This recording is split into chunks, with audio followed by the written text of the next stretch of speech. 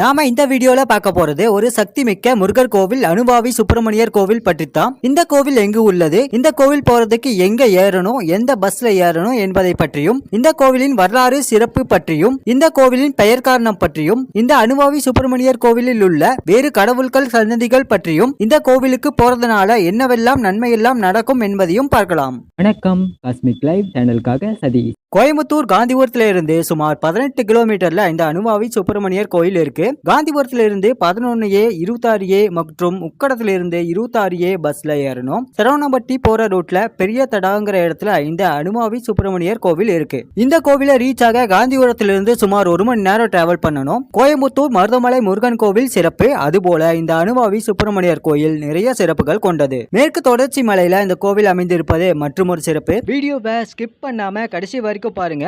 வீடியோவை சப்ஸ்கிரைப் பண்ணாதவங்க சப்ஸ்கிரைப் பண்ணி பெல் பட்டனை கிளிக் பண்ணி ஆல் கொடுத்துடுங்க. அப்பதான் என்னுடைய வீடியோவோட நோட்டிபிகேஷன் உங்க எல்லாருக்கும் வரும். வீடியோ பிடிச்சிருந்தா ஒரு லைக் பண்ணிருங்க. கோவிலின் அடிவாரத்திலேயே பார்க்கிங் வசதி இருக்கு. பார்க்கிங்க்கு ஆப்போசிட்ல அகத்தியர் ஆசிரமமும் கோவிலும் இருக்கு. இந்த அகத்தியர் ஆசிரமம் பக்கத்திலேயே விநாயகர் கோவிலும் இருக்கு. கோவிலின் வரலாறு பார்க்கும்போது கோயம்புத்தூர்லேயே மிகவும் பழமையான கோவில் இந்த அனுபாவி சுப்பிரமணியர் கோவில். இந்த கோவில் 11ஆம் நூற்றாண்டில் கரிகால சோழனால் கட்டப்பட்டது. பின் 18ஆம் நூற்றாண்டில் புதுப்பிக்கப்பட்டு 1957 இயற்கையால் அழிக்கப்பட்டு 1961 இப்ப பாக்குற இந்த கோவில் கட்டப்பட்டது. இந்த கோவில் தல வரலாறு பார்க்கும்போது ராமாயண போர்ல ராமனையும் லட்சுமணனையும் காப்பாற்ற அனுமன் சஞ்சீவி மலையை தூக்கிட்டு இந்த வழியா வர்றப்ப மிகுந்த தாகம் ஏற்பட்டு எங்கு தேடியும் தண்ணீர் கிடைக்காததால முருகனை வேண்டி இந்த இடத்துல ஆஞ்சநேயர் தவம் இருக்கிறார். அனுமனின் தவத்தை ஏற்ற முருகன் தன் வேளால் இந்த இடத்துல குத்துகிறார். அங்கு ஒரு ஊற்று உருவானது. அந்த நீரை குடித்து அனுமன் தாகம் தீர்த்தார். பின் முருகருக்கு நன்றி கூறிவிட்டு தன் பயணத்தை தொடர்கிறார். முருகர் தன் வேளால் ஊற்று ஏற்படுத்தி உதவியதால் இந்த இடம் அனுபாவி எனப்பட்டது என்றும்,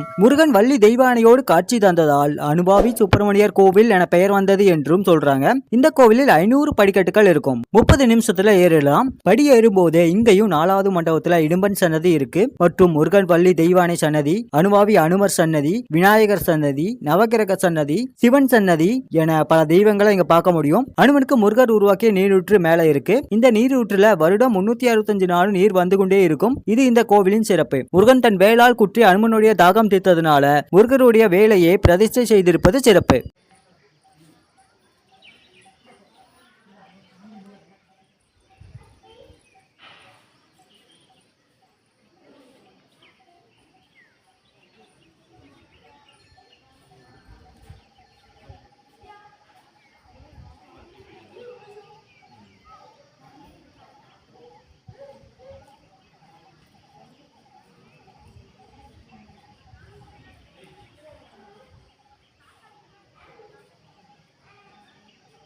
செவ்வாய்க்கிழமை இந்த கோவில் வந்தா சிறப்பு. ஏன்னா திருமண தடை, குழந்தை இல்லாதவங்க செவ்வாய்க்கிழமை வருவாங்க. இந்த கோவில் வந்தா சுற்றியுள்ள வியூஸ் பார்ப்பது அற்புதம் மட்டுமல்ல, இங்க இருக்கிற இயற்கையான காற்று நமது ஆரோக்கியத்துக்கு சிறந்தது. இந்த கோவில் வந்தா நமது வாழ்வில் உள்ள தடைகள் நீங்கி புது வழி பிறக்கும் என்பது ஐதீகம். ஒருபுறம் மருதமலை, ஒருபுறம் அனுபாவி சுப்பிரமணியர் கோவில் இருக்கக்கூடிய சிறப்பான மலை. இந்த கோவில் அருகிலேயே 45 அடி அனுமர் சிலை உள்ளது.